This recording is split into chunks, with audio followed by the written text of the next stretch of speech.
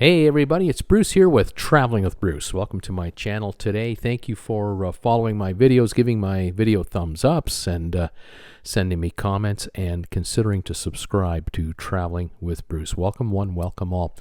Today's video concerns Carnival. Carnival Cruise Line's news, latest updates, more ships to be sold or scrapped is the name of this video. And at this point, they have announced 18 ships are going to be sold or scrapped from their fleet. And to date, they've unloaded 10 of the ships. Carnival today announced that Fascination and Imagination have been sold for scrap. They join the Fantasy and Inspiration. Holland America has already unloaded the Rotterdam, the Amsterdam, the Maasdam, the Veendam. Costa has unloaded the Victoria, and P&O has unloaded the Aurora. Now the question is, going forward, what other ships are going to be dropped off, and when and under what circumstances? There are at least 8 more that have to be identified by Carnival to complete their dropping off of 18 of their ships. Now this represents 1/8 of their fleet, 12.5% of their total number of ships.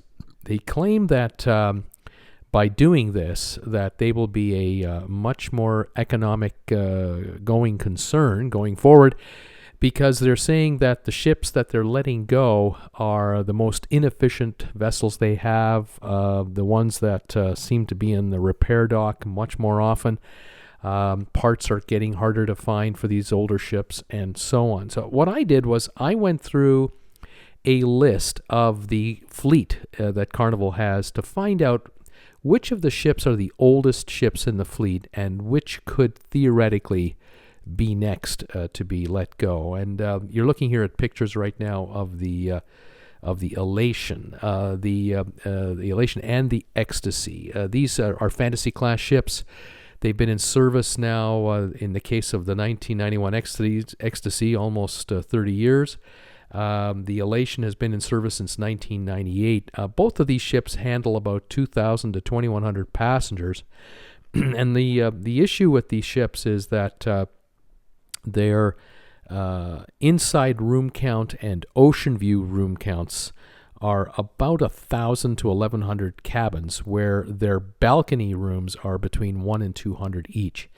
And if the CDC makes the ruling going forward that they would prefer only a 50% capacity count on these ships, with a strong emphasis on outside cabins, for example, balcony cabins, where if there has to be a quarantine scenario for someone who's ill, or if the entire ship goes on a lockdown, better to have the passengers locked down inside balcony rooms rather than being locked up for 2 full weeks in a very small inside cabin, whether it's an ocean view or a non-view whatsoever. And so these 2 ships are definitely in the in the category. But I have to tell you that today there was a press release made by Carnival that is talking about the fact that that these ships are. Some of these ships are in dry dock and they're being worked on right now, and they fully expect these ships to continue to sail. I don't know. I'm not sure how that's going to work out. Other ships in the list here, the Carnival Paradise, built in 1998 with 2,124 passenger capacity. Again, 108 cabins with balconies. About 1,100 do not have any outside air. They're strictly inside rooms only. These ships have been great money makers, by the way, for Carnival. I mean, they had made nothing but money on these. They cost anywhere from about $200 to $400 million to build when they were originally put together. They paid for themselves in the first 15, 20 years that they were in service. And now the last 5 and 10 years that they've been running, it's been on pure profits. A number of these ships were slated to head to Cuba. The thinking at Carnival was, we will continue sailing these older ships, and we will take advantage of the Cuba market, because there is such a strong demand from Cuban Americans who want to visit their homeland, that they're quite happy to pay top dollar, $150 a night, to be on board a 25 to 30-year-old cruise ship to sail across to Cuba and spend 4 or 5 other days on board. They were doing all-inclusive type deals where drinks were included, and and that included your fare, and you could really enjoy yourself and party it up. And these ships, with a book cost, I'm sure that on the books these ships are being carried at $5 to $10 million each. They were just pure money makers for the cruise line. Another ship that might be on the block is the Volendam from Holland America. The Volendam, it was built in 1999. She's now 21 years old. Maximum capacity 1,432 passengers, 139 inside rooms, 581 ocean view rooms. So that's about a little over 720, and then you have 197 balconies. And there again lies the economic problem. You cannot take the Volendam into dry dock and convert the ship to be say 600 balcony rooms.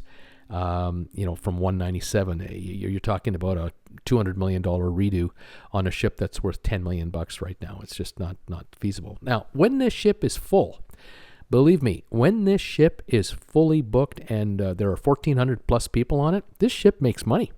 No question about it. It makes money. The problem in today's world is that with 1,432 crew, and then you add your staff, probably up to 700, you have over 2,000 people on a very small vessel compared to some of these monsters that are on the oceans right now. The virus has a much too easy a time to spread and take hold. So the Volendam's days might be numbered for longer term cruises. Although I have to say that two of the four Holland America ships that have been sold so far, I believe the Maasdam and the Veendam, they were picked up by a ferry operator, and I think they're looking at operating overnight ferry services with those ships. We'll have to watch that closely. Now, P&O. P&O is owned by Carnival. P&O works out of the Australia market and the British UK market. On the Australian side, we have a couple of P&O ships here that are on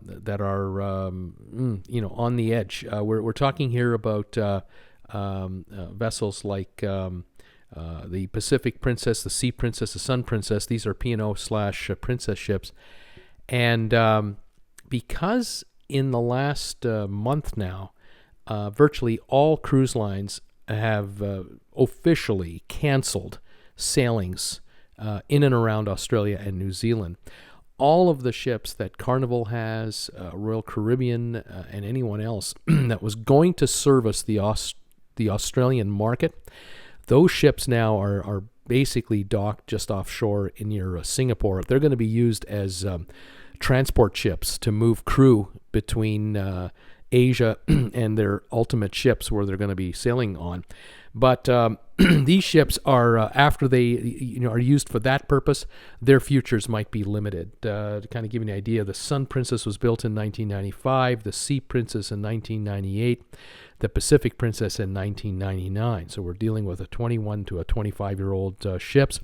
The Sun and Sea Princesses each held 2,000 passengers, of which 448 rooms were balcony or suites.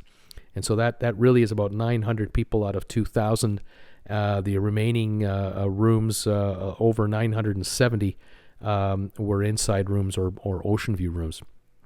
So these two ships, again, are going forward long term, probably uneconomic to run for Carnival and their subsidiary lines. The Pacific Princess, built in 1999, only holds 670 passengers total. And it had 294 outside or balcony rooms with suites, but inside and ocean view, we're talking about 340 plus cabins, and so that's a very high ratio for inside versus balcony enjoyment. You just cannot renovate this ship economically. You're not going to pour $100 to $150 million into a ship that can ultimately hold, even after renovations and you make everything balcony oriented, you're going to be down to 400, 500 capacity, and you're not going to spend that kind of money for that kind of capacity. That's the cruise lines are broke right now. They're bleeding money left, right, and center. They just don't have the kind of cash to put into these ships to do this. And with a 20, 21-year-old ship, and in some of these cases almost 30 years old, you have to keep in mind too that they need the latest scrubber technology for emissions. They need the latest water system treatment centers on board to adhere to the new environmental rules at many of the ports and international and national waters that they're going to go through. And I just heard the other day that Carnival has committed to spend $20 million on just one of their ships to upgrade their wastewater system. So think about, 10 more ships that need at least $20 million worth of that kind of work, plus maybe $10 million to $20 million of emissions work. You have to convert the engines to use a higher quality fuel because you can't use the cheap fuel anymore. That's what all of these ships used to use. All of these cruise ships I'm talking to you about used to use the really cheap, what we would call diesel or bunker type fuel that just spewed all kinds of soot into the air. Most of these ships are not allowed in many of the European ports that exist today. And in the next 5 to 10 years, they won't even be allowed in a vast majority of the other ports around the world. And so for Carnival, this just sped the process up. This basically told management, why don't we, cut it now, let these ships go, drop the daily costs to keep them running, assign our crews elsewhere, and stop the bleeding. And by offloading a total of 18 ships, I'm guessing that Carnival is not losing $100 million a month to keep them floating. That's how much they're probably saving. About $5 million a ship is what they're saving here, with all of the costs associated with these the ships and the services that they need. So there you go, 18 ships to be offloaded.